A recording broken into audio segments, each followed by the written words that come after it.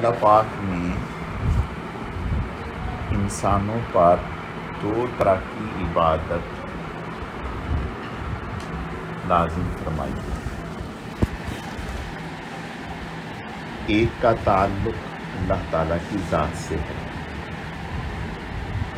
جیسے نماز ہے، روزہ ہے، حج ہے، زکوٰۃ ہے، جہاد ہے۔ اور ایک کا تعلق جو ہے وہ حقوق العباد سے ہے، بندوں کے۔ اللہ پاک حدیث میں آتا ہے کہ بندوں کے حق کو معاف نہیں کریں، اپنے حق معاف کریں۔ بندوں کا جو حق ہے وہ اللہ تعالیٰ کسی صورت بھی معاف نہیں کرے، حتیٰ کہ حدیث میں آتا ہے شہید جو اتنا مقام رکھتا ہے کہ شہادت سے پہلے اللہ جنت میں اس کو اس کا مقام دکھا دیتے ہیں، فرشتے اس کے اوپر پروں سے سایہ کر لیتے ہیں، لیکن اگر اس نے لوگوں کا قرض دینا ہے تو اللہ تعالیٰ اس کو روک دیں گے، جنت میں داخل نہیں کریں گے جب تک کہ اس کے قرض کا معاملہ کلیئر نہ ہو۔ صرف قرض کی بات نہیں،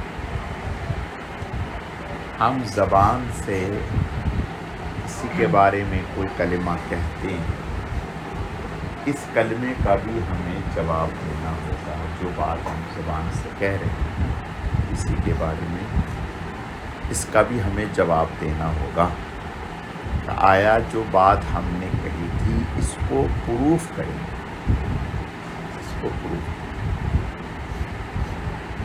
اور قیامت کے دن لا یغادر صغیرۃ ولا کبیرۃ الا احصاها ووجدوا ما عملوا حاضرا ولا یظلم ربک احدا۔ چھوٹے سے چھوٹا، بڑے سے بڑا، ہر عمل اللہ تعالیٰ انسان کے سامنے حاضر کر دیں گے اور کسی پر ظلم نہیں کریں گے، حتیٰ کہ یہ بتلانے کے لیے کہ عدل اللہ پاک کیسا عدل کریں گے۔ حدیث میں آتا ہے کہ اگر سینگ والی بکری نے بے سینگ بکری کو مارا ہوگا، اللہ انہیں دونوں کو زندہ کریں گے اور اس کا بھی بدلہ دلوائیں گے۔ اس سے یہ بات سچ ہے، اللہ تعالی ہماری حفاظت فرمائے۔ یعنی حضور صلی اللہ علیہ وسلم آپ سے بڑا کون ہے؟ کوئی بھی نہیں۔ آپ سید الاولین والآخرین، سید المعصومین، خاتم النبیین، امام الانبیاء، نبی الانبیاء، افضل الانبیاء، بعد از خدا، سب کچھ رسول اللہ صلی اللہ علیہ وسلم۔ آپ آخری وقت میں مسجد نبوی میں تشریف لائے اور صحابہ کرام سے فرمایا کہ دیکھو بھائی، میں نے آپ میں زندگی گزاری ہے، میں آپ میں رہا، انسان ہے، اگر میری ذات سے کسی کو کوئی کسی بھی درجے کی تکلیف پہنچی ہے، میں نے کسی کو سخت سست کہہ دیا، تو آپ دعا فرماتے تھے کہ اے اللہ، اگر میں نے کسی کو سخت کہہ دیا تو میرے اس سخت کہنے پر اس کے درجات کو بلند فرما، اس کو دنیا اور آخرت میں نفع عطا فرما۔ تو آپ نے فرمایا اگر میری ذات سے کسی کو کوئی تکلیف پہنچی ہے تو وہ آ کر مجھ سے بدلہ لے لے، آ کر مجھ سے بدلہ لے لے، یا پھر مجھے معاف کر دے۔ تو ایک صحابی کھڑے ہوئے، انہوں نے کہا کہ یا رسول اللہ صلی اللہ علیہ وسلم، آپ نے ایک دفعہ میرے جسم پر چھڑی لگائی، تو آپ نے فرمایا ٹھیک ہے، اگر میں نے چھڑی لگائی تھی تو آپ بھی آ جائیں، آپ بدلا لیں۔ وہ حضور کی پیچھے آ گیا اور کہنے لگا یا رسول اللہ، جب آپ نے چھڑی لگائی تھی اس وقت تو میرے جسم پر قمیص نہیں تھی، کرتا نہیں تھا، آپ کے جسم پر تو کرتا ہے، آپ نے قمیص اوپر اٹھا، وہ حضور کے جسم مبارک کے پہ چمٹ گیا اور مہر نبوت پر بوسہ دیا۔ کہنے لگے یا رسول اللہ، میرے دل میں عرصے سے یہ خواہش تھی کہ میں اس کی زیارت کروں، اللہ نے آج موقع دے دیا، ورنہ ہمارے ماں باپ آپ پر قربان، آپ سے کون بدلہ لے سکتا ہے، آپ تو النبی اولیٰ بالمؤمنین من انفسہم، آپ تو ہم سے ہماری جانوں سے بھی زیادہ پیار کرتے ہیں، جب آپ ہم سے ہماری جانوں سے بھی زیادہ پیار کرتے ہیں تو پھر آپ ہمارے ساتھ زیادتی کیسے کریں گے؟ ٹھیک ہے، ہمارے لیے آپ صلی اللہ علیہ وسلم نے یہ تعلیمات چھوڑ، سیدنا صدیق اکبر رضی اللہ تعالیٰ، ایک دفعہ سیدنا عمر بن خطاب رضی اللہ تعالیٰ کو اس شخص سے کہہ دیا، بعد میں احساس ہوا کہ میں نے زیادہ کیا، حضرت عمر رضی اللہ تعالیٰ نے فرمایا کہ مجھے معاف فرما دیں۔ صدیق اکبر حضرت عمر سے فرما رہے ہیں کہ مجھے معاف کر دیں جو میں نے آپ سے کہا، یا آپ بھی کہہ لیں۔ حضرت عمر رضی اللہ تعالیٰ خاموش رہے، کچھ نہیں کہا اور گھر چلے گئے۔ حضرت سیدنا صدیق اکبر رضی اللہ تعالیٰ ان کے گھر پر، اور پھر حضور کی خدمت میں آئے اور کہا کہ یا رسول اللہ، میں نے عمر کو سخت کہہ دیا تھا اور میں نے ان کو کہا مجھے معاف کر دیں، انہوں نے کوئی جواب نہیں دیا، جب تک حضرت عمر بھی آ گئے، آپ سے غصے میں آئے۔ یہاں سے ایک بات کہ ہمیں جو سمجھنے کی ہے وہ یہ ہوتی ہے کہ غلطی کسی بھی انسان سے ہو سکتی ہے، کمی کوتاہی کسی سے بھی ہو سکتی ہے، بڑے سے بھی ہو سکتی ہے، چھوٹے سے بھی ہو سکتی ہے، مرتبے والے سے بھی ہو سکتی ہے، کم مرتبے والے سے بھی ہو سکتی ہے، لیکن اگر احساس ہو جائے اللہ کی طرف سے کہ بھئی مجھ سے یہ کوتاہی ہو گئی، تو فوراً معافی مانگ لینے میں کوئی آر نہیں ہونی چاہیے۔ ہمارے بڑے سیدنا صدیق اکبر رضی اللہ تعالیٰ فوراً کہا مجھے معاف کر دیں جی، اور پھر حضور کے پاس یہ سفارش لے کر کے آئے کہ ان سے کہیں کہ مجھے معاف کر دیں۔ تو پتہ چلا کہ دنیا میں ہی اپنے معاملات سیدھے کر لینے چاہیے۔ اللہ پاک ہمارا سب کا معاملہ اچھا کرے اور اللہ پاک ہماری سب کی آخرت اچھی کرے جی۔ اللہ پاک ہمارے دنیا کے معاملات بھی اپنے کرم سے اچھے کرے، آخرت کے معاملات بھی اچھے کرے۔ ایک دفعہ صحابہ نے حضور سے پوچھا یا رسول اللہ، بہترین صدقہ کیا ہے؟ بہترین صدقہ کیا ہے؟ فرمایا دوسرے کو اپنی تکلیف سے بچانا، دوسرے کو اپنی تکلیف سے بچا دینا، یہ بھی بہترین صدقہ ہے۔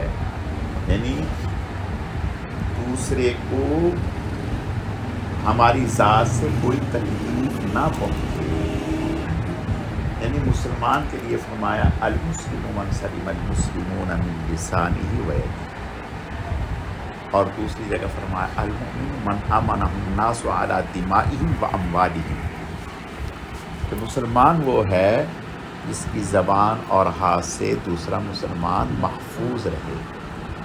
تو مسلمان کی شان یہ ہے کہ نہ صرف یہ اس کی زبان سے، اس کے ہاتھ سے، اس کے ایک ایک عضو سے دوسرے مسلمان کو تکلیف نہ پہنچے، بلکہ اس کی زبان اور ہاتھ اور سر سے پاؤں تک دوسرے مسلمان کو نفع پہنچے،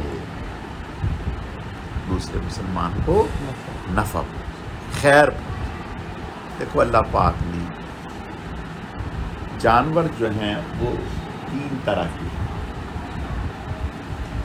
ایک وہ جانور ہیں جو بے ضرر ہیں، جیسے گیدڑ ہے، بلی ہے، اور ایسے کئی سارے، یعنی جن کی ذات سے ہمیں نہ کوئی نفع پہنچتا ہے اور نہ کوئی نقصان۔ اور ایک جانور وہ ہیں ان کی ذات سے سوائے نقصان کے کچھ پہنچتا ہی نہیں، اور انہیں دوسروں کو نقصان پہنچانے پر ان کی ذات کا کوئی فائدہ بھی نہیں۔ سمجھ بات ہے؟ یعنی ان کی فطرت یہ ہے کہ دوسرے کی بگڑ جائے اور ان کی بنے نہ بنے، ٹھیک ہے؟ مثلا سانپ ہے، وہ اگر دوسرے کو ڈستا ہے تو اس کے ڈسنے سے اس کا سانپ کا کیا فائدہ؟ اس کی فطرت میں ہے دوسرے کی بگاڑنا، دوسرے کی زندگی خراب کرنا، یہ اس کی فطرت ہے۔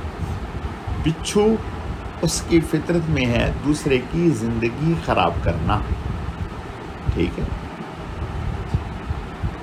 اور ایک جانور وہ ہیں جو یہ کرتے ہیں کہ دوسرے کی بناتے ہیں، حتیٰ کہ دوسرے کی بنانے کے لیے اپنی جان کی قربانی بھی دے دیتے ہیں، ٹھیک ہے؟ گائے ہیں، بھینس ہے، بکری ہے، وہ ہماری بنا رہی ہیں، ٹھیک ہے؟ دور سے ہمیں نفع دے رہی ہیں، اپنے گوشت سے ہمیں نفع پہنچا رہی ہیں، ٹھیک ہے؟ اور اپنی کھال سے ہمیں نفع پہنچا رہے ہیں، اپنی ہڈیوں سے ہمیں نفع پہنچا رہے ہیں۔ تو جانور تو یہ تو ایک جانور ہے، اللہ نے ہمیں تو اشرف المخلوقات بنایا، ہمارا مقام تو ان سب سے اوپر ہے۔ تو مسلمان اور مومن کی شان یہ ہے کہ دوسرے کی بنانے میں اپنی بگڑتی ہے، بگڑ جائے، لیکن دوسرے کی بن جائے، دوسرے کی زندگی بن جائے۔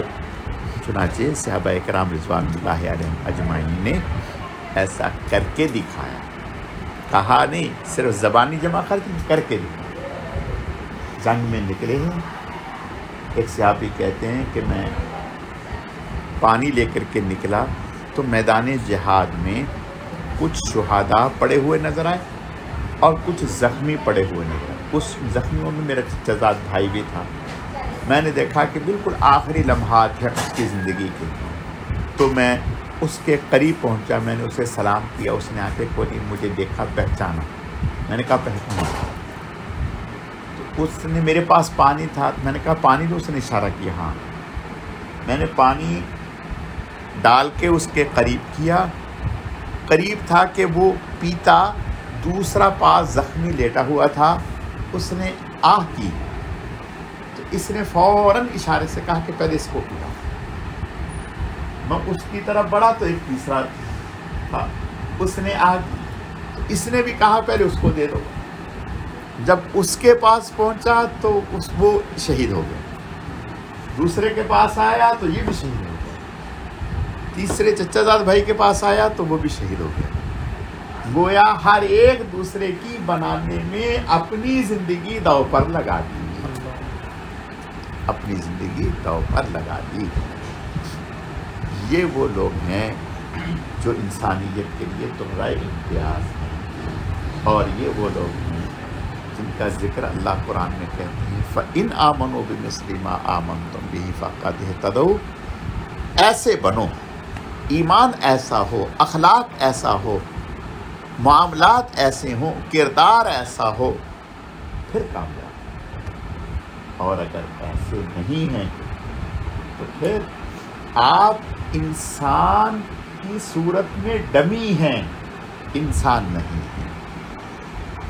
آپ انسان کی صورت تو ہیں لیکن اندر میں روح انسانیت والی. تو اللہ پاک اپنے کرم سے، اپنی رحمت سے، اپنے فضل سے، حضور نے ارشاد فرمایا خیر الناس من ينفع الناس، لوگوں میں بہترین وہ انسان ہے جو لوگوں کو نفع پہنچاتا ہے، لوگوں کو خیر پہنچاتا ہے. صحابہ کرام رضوان اللہ علیہم اجمعین عبادت میں دیکھیں تو اپنی مثال آپ ہیں، اخلاق میں دیکھیں تو اپنی مثال آپ، معاملات میں دیکھیں تو اپنی مثال آپ. ایسے معاملات کہ بیوی نے میٹھا کھانے کی خواہش ظاہر کی، کہا کہ میرے پاس تو اتنی تنخواہ نہیں کہ میں تمہیں پیسے دے کر کے میٹھا بنا کے دے سکوں، کہا کہ بس آپ ہمیں اجازت دے دیں، ہم روز مرہ کے کچن کے پیسوں سے بچا کے کر لیں گے. کہا ٹھیک ہے. کچھ دنوں کے بعد اتنے پیسے جمع ہو گئے، کہ بنا لیں. کہا پیسے کہاں سے؟ کہا جو آپ خرچ دیتے تھے اس میں تھوڑا. کہا اس کا مطلب یہ ہوا کہ گھر کا گزارا اس سے کم پیسوں سے بھی چل سکتا ہے، لہذا آج کے بعد یہ پیسے بھی اور اتنے پیسے یومیہ کے طور پر میں اپنے وظیفے سے کم کرتا ہوں اور بیت المال میں جمع کرتا ہوں. یعنی معاملات کو دیکھیں اپنی مثال آپ، عبادات کو دیکھیں اپنی مثال آپ، اخلاق کو دیکھیں اپنی مثال آپ، خدمت خلق کو دیکھیں تو اپنی مثال آپ. یعنی جس رخ پر بھی آپ جائیں گے، پورا اسلام اللہ پاک نے 5 شعبوں میں، پورا اسلام 5 شعبوں میں منحصر ہے. 5 شعبوں میں پورا اسلام جو ہے وہ سمٹا ہوا ہے. اور وہ 5 شعبے کیا ہیں؟ عقائد، عبادات، معاملات، اخلاق، حسن معاشرت. ہاں جی، یہ چیزیں. تو اب اللہ تعالی ہماری حفاظت فرمائے. ہم میں اگر معاملات ہیں تو عبادات نہیں، خدمت خلق ہے تو عبادت نہیں، عبادت ہے تو خدمت خلق نہیں ہے. اگر خدمت خلق ہے، عبادت بھی ہے تو اور کہیں خرابی ہوگی. تو اللہ پاک سے دعا کرنی چاہیے اللہ پاک ہمیں صحیح معنوں میں صحابہ کرام رضوان اللہ علیہم اجمعین کے نقش پا پر چلنے کی توفیق عطا فرمائے. اللہ پاک حقوق اللہ اور حقوق العباد دونوں کو اپنی رحمت سے ہمیں پورا کرنے کی توفیق عطا فرمائے. جہاں جو کوتاہیاں ہوئیں اللہ اپنی رحمت سے ان کی اصلاح فرمائے، ان کوتاہیوں کے ازالے کی توفیق عطا فرمائے. یاد رکھیں حقوق العباد کے حوالے سے صرف توبہ کرنے سے بات نہیں بنے گی جب تک کہ اہل حق کے حقوق ادا نہیں کریں گے. پہلے ان کے حقوق ادا کریں، پھر اس کے بعد توبہ کریں، پھر اللہ معاف فرما دیں. تو اللہ پاک اپنے کرم سے جو ہماری ایسی کمی ہیں اللہ اپنی رحمت سے اس کی اصلاح فرمائے، اور اپنی زندگی میں ہمارے ذمے جن کے جو حقوق واجب الادا ہیں، وہ بیوی ہو، وہ بیٹا ہو، وہ بھائی ہو، وہ پڑوسی ہو، وہ ماتحت ہو، وہ بڑا ہو، وہ رشتہ دار ہو، وہ امیر ہو، وہ غریب ہو، کسی بھی اللہ اپنے کرم سے ہمیں ان اہل حق کے حقوق ادا کرنے کی توفیق عطا فرمائے. اور اللہ پاک اپنے کرم سے اس عمل کی اہمیت کو ہمیں سمجھنے کی توفیق عطا فرمائے. دیکھیں بھائی، اگر کوئی آدمی بیمار ہے وہ اپنے آپ کو بیمار سمجھے گا تو علاج کرے گا نا. اگر وہ اپنے آپ کو بیمار ہی نہیں سمجھ رہا تو علاج کہاں سے کرے گا؟ اگر کوئی انسان اپنی کوتاہی غلطیوں کو سمجھے گا کہ یہ میری کوتاہی ہیں تو ان کے ازالے کی بھی فکر کرے گا، دعا بھی کرے گا، کوشش بھی کرے گا. اور اگر وہ نہیں سمجھے گا تو کیسے اس کا علاج کرے گا؟ تو اللہ پاک سے دعا کرنی چاہیے کہ یا اللہ پاک اپنے کرم سے جو صحیح چیزیں ہیں وہ بھی ہم پر ظاہر فرما، جو ہماری زندگی میں کوتاہی ہیں، غلطی ہیں، یا ہو چکی ہیں، اے اللہ ان کو ہم پر ظاہر فرما، اور پھر آپ ہی اپنے کرم سے ہمیں ان کے ازالے کی توفیق عطا فرما۔ آپ کی دستگیری کے بغیر ہم کچھ بھی نہیں۔ تو جب انسان اللہ تعالیٰ کی طرف متوجہ ہوگا، مانگے گا، کوشش کرے گا، پھر اللہ پاک اس کے لیے اسباب کا انتظام بھی کر دیں گے، اور اللہ تعالیٰ اس کے لیے آسانیاں پیدا فرما دیں گے، اور اللہ تعالیٰ انشاءاللہ اسی زندگی میں اسے سرخرو فرما دیں گے۔ اللہ پاک سمجھنے کی، عمل کرنے کی توفیق عطا فرمائے۔ وما علینا الا